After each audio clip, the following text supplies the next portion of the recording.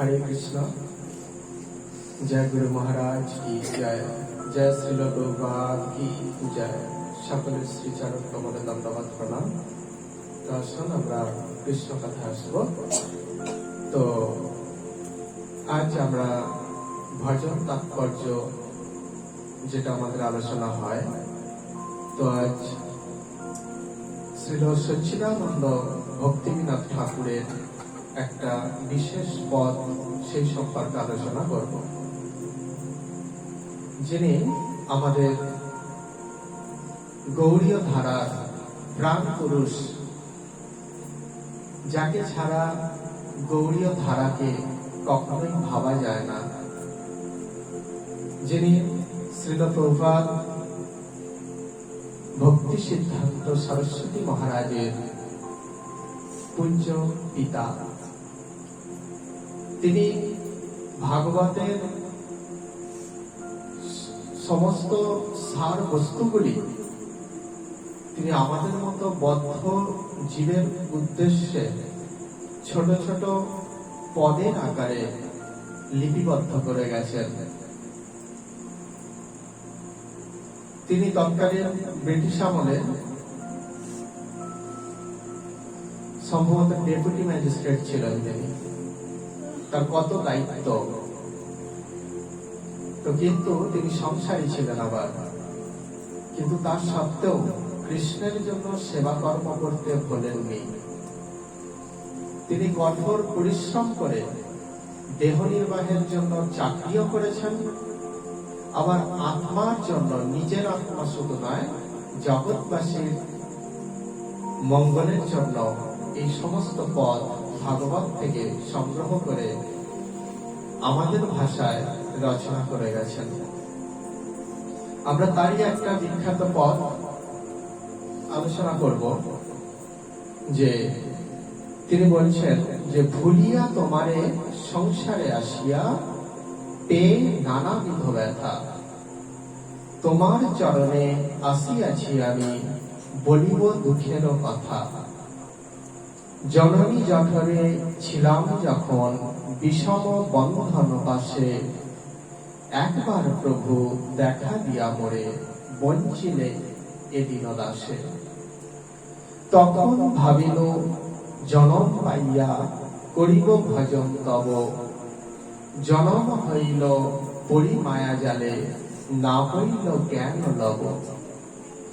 আদরের ছেলে স্বজনের কোলে হাসিয়া কাটানো কাল, জনক জননী স্নেহেতে ভুলিয়া সংসার লাগিল ভালো।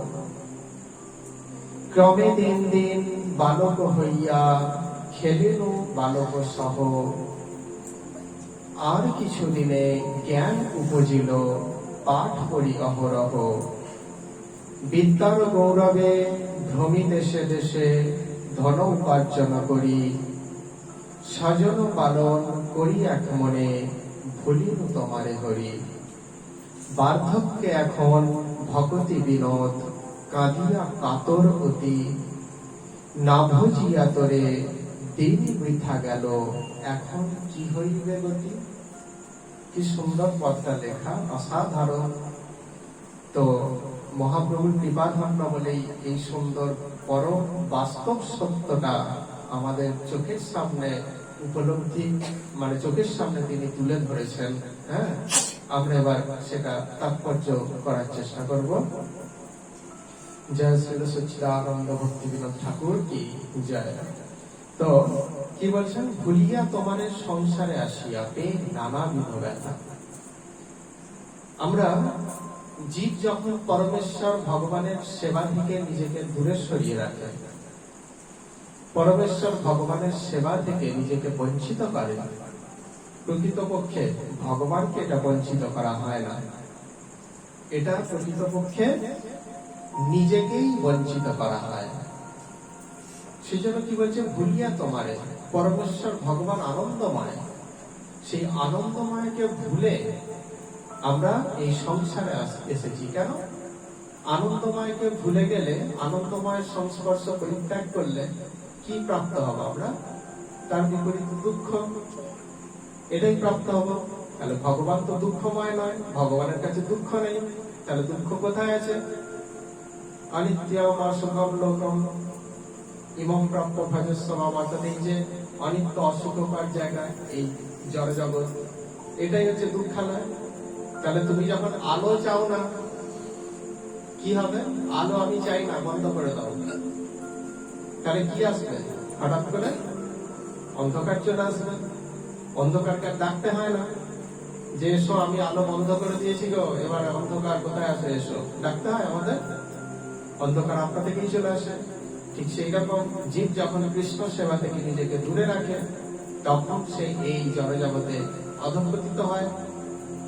পেয়ে কি হয়? সংসারে আসিয়া পেয়ে নানাবিধ ব্যথা সে লাভ করতে থাকে। আমাদের এই ব্যথাগুলোর মধ্যে তিনটি ব্যথা গুরুত্বপূর্ণ। কি তিনটে দুঃখ? কি? আদি ভৌতিক দুঃখ, আদি দৈবিক দুঃখ, আর আধ্যাত্মিক দুঃখ। এগুলো প্রত্যেকটা জীব আমরা প্রাপ্ত হই। কি একজন নিম্ন শ্রেণীর জুতো সেলাইকারী ব্যক্তি থেকে আরম্ভ করে রাষ্ট্রপতি পর্যন্ত প্রত্যেকেই এই দুঃখ ভোগ করে।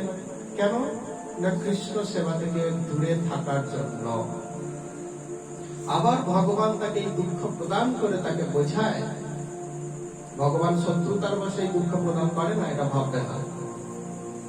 ভগবান কখন দুঃখ প্রদান করেন?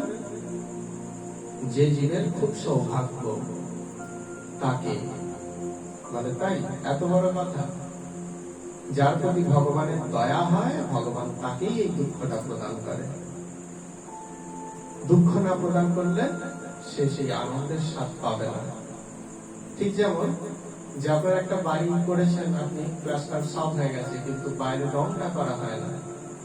তা আপনি ভাবছেন এবারে বাড়িটা রং করা হবে। তো রং মিস্ত্রিরা এসে প্রথমে কি করবে? কাঁটা ব্রাশ দিয়ে শ্যালাগুলো তুলবে না? তুলবে তো। তো তার জন্য বাড়িটা নির্জীব, তাই কিছু উপলব্ধি হয় না তার। এরা ধরুন বা এরকম উদাহরণ বা দৃষ্টান্ত দেওয়া হয়, আমরা যখন রোদে ঘুরে বা খেলতে গিয়ে যখন ধুলো কাদা মেখে ফিরি, তখন মা আমাদের স্নান করানোর সময় কি করে? সাবান যখন মাখান তখন কতটা কিরকম হয়? খুব আরামদায়ক মনে হয়। এবার ছেলে যদি মনে করে যে মা আমার শত্রু, মানে এইভাবে আমাকে সাবান ঘষে, আমার শরীরে কত ব্যথা হচ্ছে, মা আমার শত্রু। তাহলে না, কারো মা কারো কখনো শত্রু হয় না। মা তোমার ভালোর জন্যই করছেন। তুমি যে এত সুন্দর একটা বালক, তুমি নোংরা করে ফেলেছ, তাই তোমার শরীরটাকে ঝাঁ চকচকে করার জন্য এটা করছেন। ঠিক সেই রকম মা কোন পুত্রের প্রতি এটা করে থাকেন? যে পুত্রকে অতি স্নেহ করেন। আর যাকে করেন যা ইচ্ছা করছে করুক, ধুলো ময়লা মলিন হয়ে করছে ঘুরুক, তাই তো? ঠিক সেরকম ভগবানের কৃপা দৃষ্টি যে জীবের উপর পড়ে, আমরা তো এই জড় জগতে ঘুরতে ঘুরতে ঘুরতে কি হচ্ছে? আমাদের চেতনায় মলিনতার আর শেষ নেই, অন্ত নেই। হ্যাঁ, কত রকম আমরা অপরাধ করছি, ইত্যাদি ইত্যাদি। তো সেই জন্য ভগবান কি করছেন? নানাবিধ ব্যথা প্রদান করছেন। কেন না? আমাদেরকে সুন্দর করার জন্য। জলের ফুল গাছে যখন জল দেওয়া হয় জলের পাইপ দিয়ে, জলের পাইপের মুখটা যদি আমরা চেপে ধরি, তখন কি হয়? জলটা অনেক দূর যায় না। আর যদি আমি মুখটা চেপে না ধরি, কত দূর যাবে জলটা? সামনেই পড়ে যাবে। তাহলে ভগবান দুঃখ বাধা প্রদান করে তাকে, যাতে বহুদূর এগিয়ে নিয়ে যেতে চায়। বোঝা গেল কথাটা? যাই হোক, এটাই যে শ্রীল ভক্তিবিনোদ ঠাকুর বলছেন যে ভুলিয়া তোমার সংসারে আসিয়া তে নানাবিধ ব্যথা, তোমার চরণে আসিয়াছি আমি বলিব দুঃখের কথা। সংসারের দুঃখ কষ্ট পেয়ে আমরা শেষে বলি না, কৃষ্ণই সত্য, কৃষ্ণই আনন্দময়, তাই তার চরণ সেবা করাই আমাদের কর্তব্য।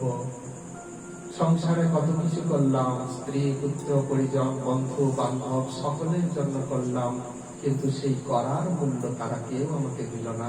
তাহলে কে আপন? এই দুঃখ পেয়ে কেউ যখন ভগবানের চরণে শরণ গ্রহণ করেন, তখনই তিনি সেই পরম সত্যকে উপলব্ধি করতে পারেন, বা সেই পরম পুরুষকে লাভ করতে পারেন। সেই জন্য বলছেন, আমি নানাবিধ ব্যথা পেয়ে তোমার চরণে এসেছি প্রভু, তোমাকে আমি আমার জীবনের সমস্ত দুঃখের কথা বলবো। সমস্ত দুঃখের কথা কাকে বলতে হয়? যিনি সেই দুঃখের সমাধান করতে পারেন।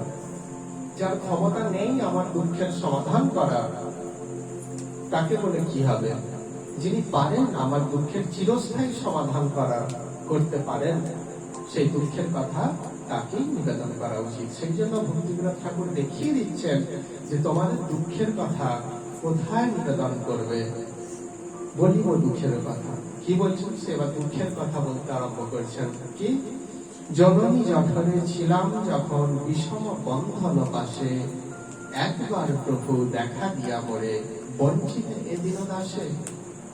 আমরা যখন জননী জঠরে ছিলাম, তখন সেই জননী জঠরে একটুখানি স্বল্প পরিসর জায়গার মধ্যে হাত পা মোড়া অবস্থায় মাথাটা নিচের দিকে কতটা কষ্ট, কতটা যন্ত্রণা আমরা ভোগ করেছি।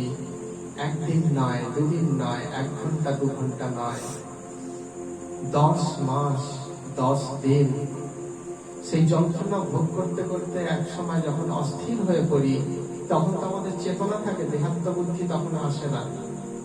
তখন শিশু সে মাতৃগর্ভে বুঝতে পারে যে দেখো, পূর্বের জন্মটা আমি কৃষ্ণকে ভুলেছিলাম বলে আবার আমাকে এই জড়জগতে আসতে হচ্ছে, নতুন করে আবার দেহ ধারণ করতে হচ্ছে। হে প্রভু, ত্রাহি ত্রাহি, রক্ষা করো প্রভু। তখন আমরা প্রত্যেকেই এই ত্রাহি ত্রাহি করেছি। তখন সেই পরমেশ্বর ভগবান শ্রীকৃষ্ণ মাতৃগর্ভের মধ্যেই আমাদেরকে দর্শন দিয়েছেন, এবং তখন আমরা কি করেছি? সেই একবার দর্শন দিয়েই তিনি কি করেছেন না, তিনি অন্তর্হিত হয়ে গেছেন। এরপর তুমি দর্শন করতে পারবে তখন, যখন এই ভূমিষ্ঠ হয়ে দেহ লাভ করে, মানব দেহ লাভ করে, যখন এই পৃথিবীতে গিয়ে তুমি আমার নাম করবে এবং জিথিও করাবে, তখন আবার তুমি আমার দর্শন লাভ করতে পারবে। এই একবার তোমাকে দর্শন দিলাম, অর্থাৎ আমি কেমন, আমার রূপ তোমাকে দর্শন করালাম। হ্যাঁ, তো সেটাই বলছে, একবার প্রভু দেখা দিয়া মোরে বঞ্চিলে এ দীনদাসে, তখন ভাবিনু জনম পাইয়া করিব ভজন তব। কি বলছেন? তখন তোমার সেই অপূর্ব মাধুর্য মণ্ডিত রূপ দর্শন করে ভেবেছিলাম বা ভাবলাম যে জনম পাই, আমি মাতৃগর্ভ থেকে ভূমিষ্ঠ হয়ে কি করব? তোমার ভজন করব। এটা আমি মনে মনে স্থির করে নিলাম যে তুমি আনন্দময় পুরুষ, তুমি জীবকে পারো এই জন্ম মৃত্যু জরা ব্যাধির চক্র থেকে মুক্তি দিতে, তাই তোমার ভজন আমি করবই করব প্রভু। কিন্তু কি হয়ে যায় আমাদের? কি সুন্দর তিনি লিখছেন, অতি বাস্তব, যে জনম হইল পরিমায়া জালে, না হইল জ্ঞান লব। জন্ম কোথায় হইল? আমাদের পরিমায়া জালে, মায়ার সংসারে আমাদের জন্ম হয়ে গেল। তোমার জ্ঞান আর লাভ করা হলো না। কে দেয়? আমরা আমাদের শিশুরা ভূমিষ্ঠ হওয়ার পর তাদেরকে শেখাই, সবাই নয়, কোন কোন পরিবারে অবশ্যই শেখায়, কিন্তু বেশিরভাগ পরিবারে আমরা কি দেখি? আমরা কৃষ্ণ শিক্ষা দেই না। পাড়ায় ফাংশন হলে বা হিন্দি গানের ড্যান্স হলে সেখানে আমরা ছেলেদের পাঠিয়ে দিই। বছরে একবার ছেলেরা আনন্দ করবে না, কিন্তু সৎসঙ্গ হলো সেখানে আমরা নিয়ে যাই না হাত ধরে। তাহলে তারা মায়ার কবলে পড়ে কৃষ্ণকে ভুলে কি থাকবে না? এইটাই কি বলছে, জনম হইল পরিমায়া জালে, না হইল জ্ঞান লব। জ্ঞান লাভ করা হলো না। কি জ্ঞান? অপ্রাকৃত জ্ঞান, যে জ্ঞান নিত্য চিন্ময়, সেই জ্ঞান লাভ করা আর হলো না। সেটাই বলছেন। তারপর কি বলছেন? আদরের ছেলে স্বজনের কোলে হাসিয়া কাটানো কাল। আহ, আমি কত আদরের ছেলে, বংশের একমাত্র। দাদু ঠাকুমা, বাবা মা কে নেই, দিদা দাদু কে নেই, সবার কোলে হেসে খেলে আমি কাল কাটালাম। কি কথা দিয়ে এসেছিলাম? জনমটা পাই প্রভু, এখান থেকে একবার আমাকে মুক্ত করো, আমি জন্ম লাভ করেই আমি তোমার ভজন করব। কিন্তু কি হলো, এখন মায়ের কোলে, বাবার কোলে, দাদুর কোলে, ঠাকুমার কোলে, দিদার কোলে, দাদুর কোলে ঘুরতে ঘুরতেই ব্যাস আমার সময় কাটছে। আমাদের জীবনের কালগুলো কিভাবে আমরা নষ্ট করছি সেইটা বাস্তবটা অতি সুন্দর ভাবে আমাদের সামনে কিভাবে তুলে ধরেছেন। কি বলছেন, আদরের ছেলে স্বজনের কোলে হাসিয়া কাটানো কাল। হাসতে হাসতে কাল যাচ্ছে, কখন? এই শিশু অবস্থায়। এরপর কি, জনক জননী স্নেহেতে ভুলিয়া সংসার লাগিল ভালো। বেশ তো ভালোই, সংসারটা খুব ভালো।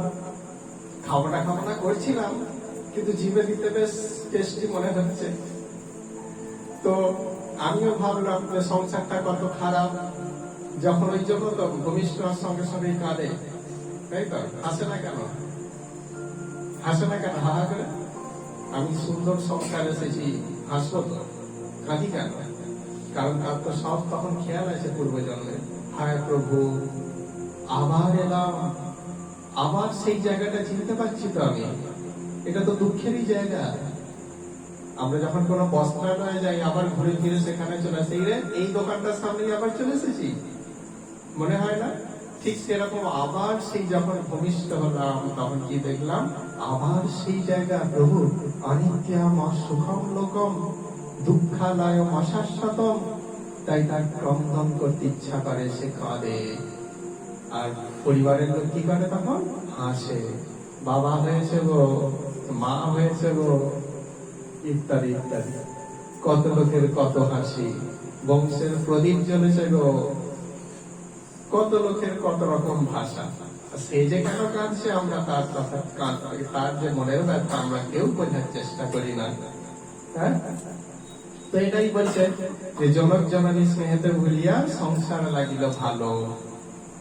সেই কান্নার পর যখন ওই আস্তে আস্তে মায়ের আদর, বাবার আদর, দাদুর ক্যাডবেরি, দিদার কেক ইত্যাদি যখন খেতে আরম্ভ করলাম আস্তে আস্তে, তখন বা খুব ভালো লাগলো। কে বললো খারাপ সংসার? এত সুন্দর, এত ক্যাডবেরি, এত কুরকুরে, এত লেস, এত ইত্যাদি খাবার, আদর, কে বললো খারাপ? সব ভালো, সংসারটাকে ভালো লেগে গেল। এরপর কি হচ্ছে, ক্রমে দিন দিন বালক হইয়া খেলিল বালক সহ। এতদিন কোলে কোলে ঘুরে বেড়াতাম, এবার আস্তে আস্তে একটু বড় হলাম, বালক হলাম। তখন কি করলাম না, অপর বালকদের সঙ্গে আমরা খেলতে আরম্ভ করলাম। বা এই তো জীবন, এটাই তো প্রকৃত জীবন। কি সুন্দর। ছোটবেলায় বাবা মা ঠাকুমা দাদু সকলের আদর, আত্মীয় স্বজনের। আবার এখন আমার সমবয়সীদের সঙ্গে কত সুন্দর মজার মজার খেলা আমরা খেলছি। কি সুন্দর। ক্রমে দিন দিন বালক হইয়া খেলিল বালক সহ। তারপর কি হলো, আর কিছু দিনে জ্ঞান উপজিল, পাঠ করি অহরহ। এরপর স্কুল কলেজে যেতে হবে, ঠিক আছে, জ্ঞান উপার্জন করতে হবে, কেন ভবিষ্যৎ অন্ধকার। কি জ্ঞান? দিব্য জ্ঞান নয়, জড়জাগতিক জ্ঞান। কারণ পিতামাতা তো সেই দিব্য শিক্ষা দেয়নি। তুমি চিন্ময় ও শাশ্বত আত্মা, তুমি দেহ নও। তুমি দেহের জন্য যদি 24 ঘন্টার মধ্যে 8 ঘন্টা যদি ব্যয় করো, তাহলে বাকি ঘন্টাটা তোমাকে আত্মার জন্য ব্যয় করতে হবে। এই শিক্ষা আমরা পাই বাবা মায়ের কাছ থেকে? কেউ দেয়? দিই না তো। আমাদের সন্তানরা যদি একটা 100-র মধ্যে 99 পায় বা 50-এর মধ্যে 49 পায়, বাবা মা কি করে? ফার্স্ট হতে পারলি না, কাঁচা কঞ্চি দিয়ে পেটায়। কিন্তু কোন ছেলে যখন সৎসঙ্গে যেতে অনীহা প্রকাশ করে, গীতার ক্লাসে যেতে অনীহা প্রকাশ করে, কেউ শাসন করে? দাদু বলে, উফ, এগুলো বুড়োদের জন্য, ওকে কেন জোর করছো? বাবা বলে, থাক না, ওর যখন ইচ্ছা হবে যাবে। ওই আমরা বলি, ওর যখন ইচ্ছা হবে করবে, তখন তো কাঁচা কঞ্চিটা রেডি করেই রাখি, তাই না? কিন্তু এই শিক্ষাগুলো তো আমরা দিই না। সে কোথায় পাবে? সেই জন্য এখানে বলছেন যে জ্ঞান উপজিল, অর্থাৎ এখানে জড় জ্ঞান অর্থাৎ জড়বিদ্যা লাভের জন্য আমরা প্রয়াস করি। ভালো চাকরি পেতে হবে, ভালো চাকরি না হলে ভালো বাড়ি গাড়ি স্ত্রী ইত্যাদি হবে না। তাই আমাদের চাই, প্রয়োজন, এগুলো দেহের প্রয়োজনে। তাই কি করতে হবে না, পাঠ করি অহরহ, দিন রাত পরিশ্রম করে আমাদেরকে পড়তে হবে। হ্যাঁ, আর কি তারপর কি বলছেন, বিদ্যার গৌরবে ভ্রমি দেশে দেশে ধন উপার্জন করি। বিদ্যার গৌরবে আমি প্রচুর পণ্ডিত, মস্ত বড় পণ্ডিত হয়ে গেছি, জ্ঞানী হয়ে গেছি, আমি এত টাকা দামের চাকরি পেয়েছি, তার জন্য সেই গৌরবে, সেই অহংকারে আমরা দেশে দেশে ভ্রমণ করছি। আজ এই অফিস, কাল এই অফিস, আজ এই দেশে, কাল সেই দেশে। কি সুন্দর লিখছেন, বিদ্যার গৌরবে ভ্রমি দেশে দেশে, ভ্রমণ করছি দেশে দেশে, ধন উপার্জন করি। কি করছি আমরা? দেশে দেশে ভ্রমণ করে ধন উপার্জন করছি। কৃষ্ণ ভক্তিধন নয়, কি বলবো, কাগজের টাকা পয়সা বা ধাতুর টাকা পয়সা, আমরা এগুলোকে মূল্য দিই, তাই আমাদের কাছে মূল্যবান, তাই তো? আচ্ছা বলুন তো, আগের যে 500 টাকার নোট যদি রাস্তায় আজ 1 বস্তা পড়ে থাকে, কজন নিয়ে যাবেন বাড়ি? মানে ছেঁড়াছিড়ি করে, টানাটানি করে কজন নিয়ে যাবেন? নিয়ে যাবেন না তো? আচ্ছা, আজ থেকে 5 বা 6 বা যাই হোক, আমার হিসাবটা মনে নেই, 7-8 বছর বা 5-6 বছর আগে যদি একটা 500 টাকার নোট পড়ে থাকতো, কি হতো? সঙ্গে সঙ্গে তুলে পকেটে। তাহলে কেন এখন নেবে না কেন? বলে এখন তো দাম নেই। বলে সেই টাকাটা কি তখন সেই যেটা ছিল এখন কি সেইটা দিয়ে তৈরি হয়? বলে দেখো, আমরা দাম দিই বলে সে দামি, যখন আমরা দাম দিতে পারি না সে দামহীন, মূল্যহীন। এটাই তো, আমরা ধন সম্পদকে দাম দিই বলে এত দাম। যখন এই ধন সম্পদকে আমরা অগ্রাহ্য করে কৃষ্ণ প্রেম ধনের দিকে আমরা ছুটব, তখন সেটাই আমাদের কাছে সর্বশ্রেষ্ঠ হয়ে দাঁড়াবে। তো আমরা এখানে কি ধন সংগ্রহ করছি? না, জড়জাগতিক ধন সম্পদ। বিদ্যার গৌরবে ভ্রমি দেশে দেশে ধন উপার্জন করি। স্বজন পালন করি এক মনে, ভুলিনু তোমারে হরি। স্বজন পালন করি এক মনে, আমার স্ত্রী, আমার পুত্র, আমার পিতা, আমার মাতা, আমার প্রতিবেশী, আমার অন্যান্য আত্মীয় স্বজন, এদের পালন করছি, পোষণ করছি। তার সঙ্গে সঙ্গে কিছু কুকুর, বিড়াল ইত্যাদিও পুষছি। কিন্তু ভগবানকে আমরা সম্পূর্ণভাবে বঞ্চিত করছি। কি জন্য এসেছি? কি কথা দিয়েছিলাম? মাতৃগর্ভে ভূমিষ্ঠ হয়েই তোমার ভজন করব প্রভু। কার ভজন করছি? অনিত্য দুঃখময় মিথ্যা সংসারের ভজন করছি। দেশে দেশে ধন উপার্জন করছি। কোম্পানি বলছে আজ এই অফিস থেকে কাল ওখানে যেতে হবে, আজ এই দেশ থেকে কাল ওই দেশে পাঠাচ্ছে, আমাকে যেতে হচ্ছে।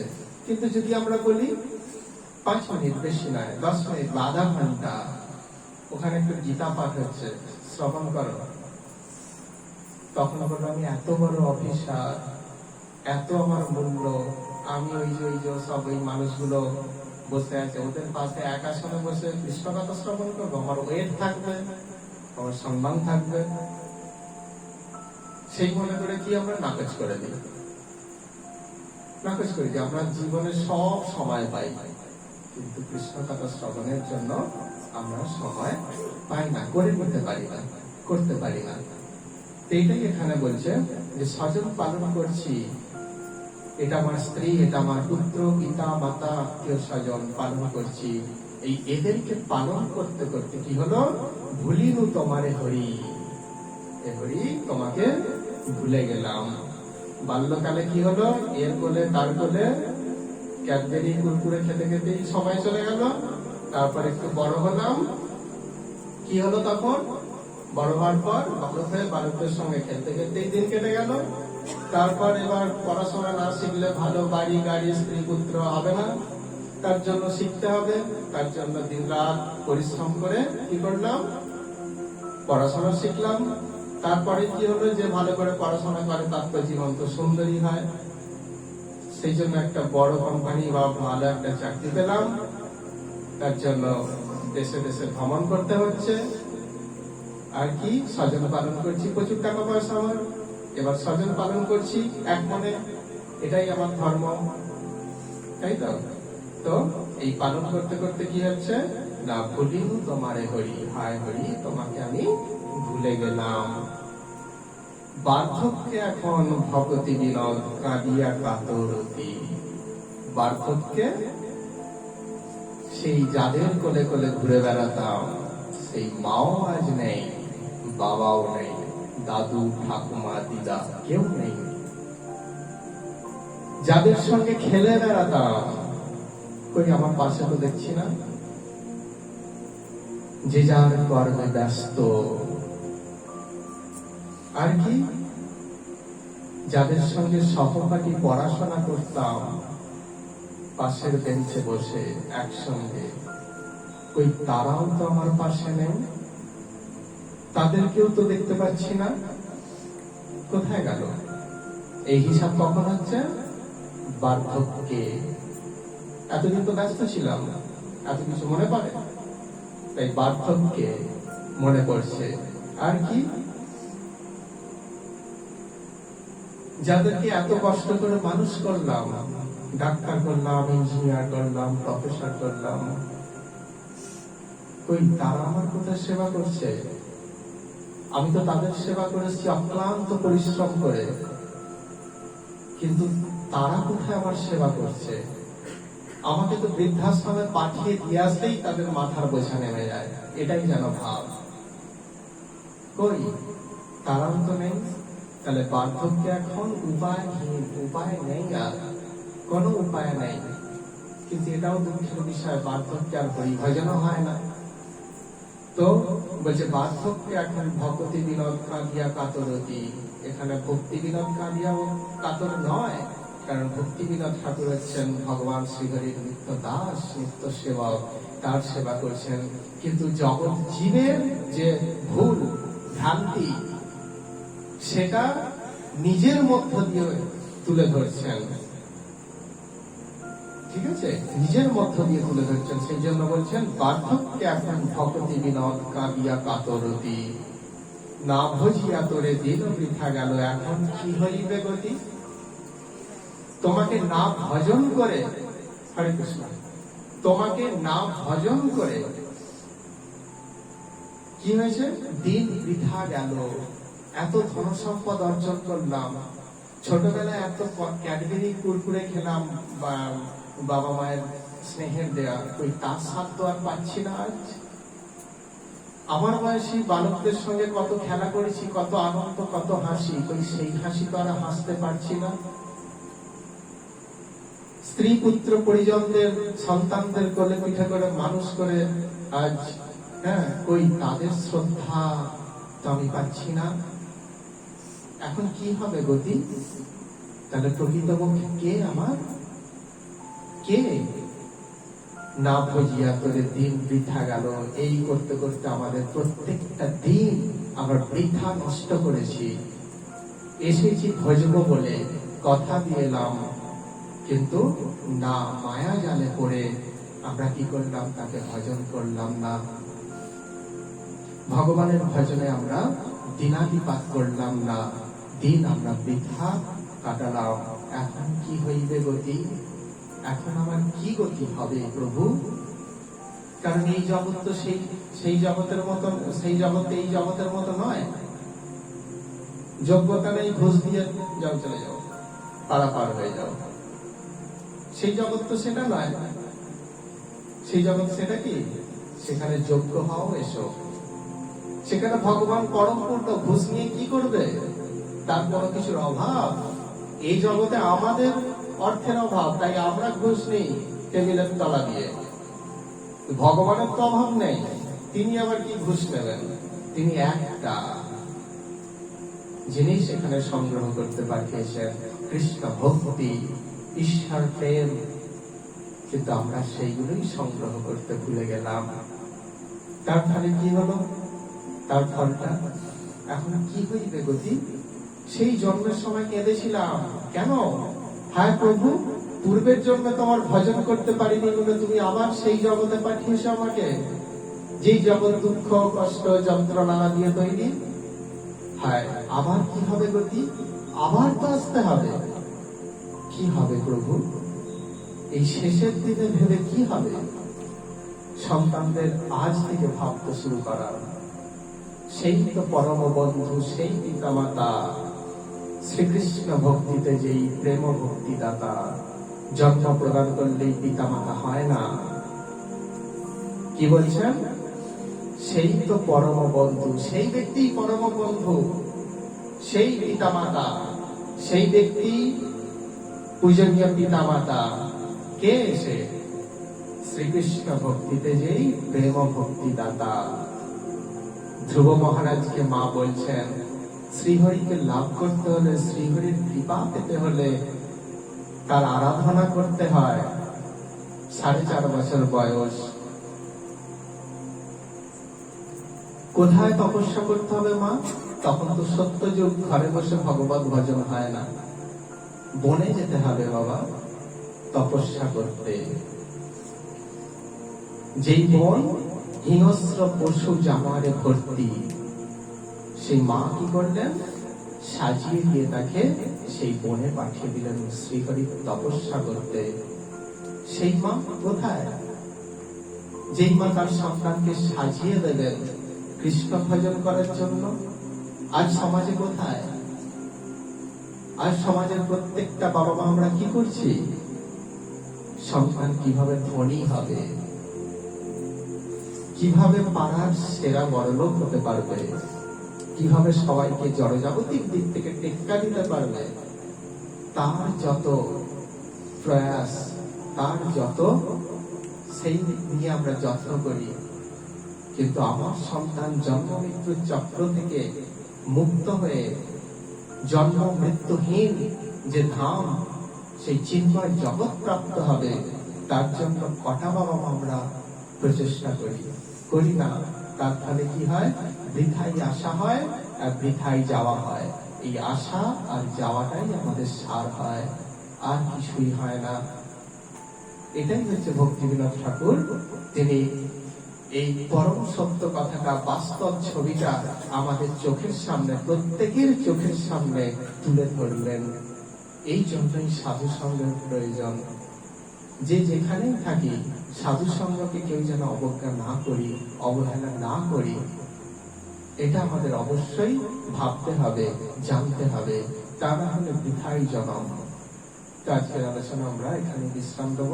শ্রীল সচ্চিদানন্দ ভক্তিবিনোদ ঠাকুরের শ্রীচরণ কমলে সশ্রদ্ধ প্রণতি নিবেদন করে আমরা এই পাঠে এখানে বিশ্রাম নিচ্ছি। হরে কৃষ্ণ।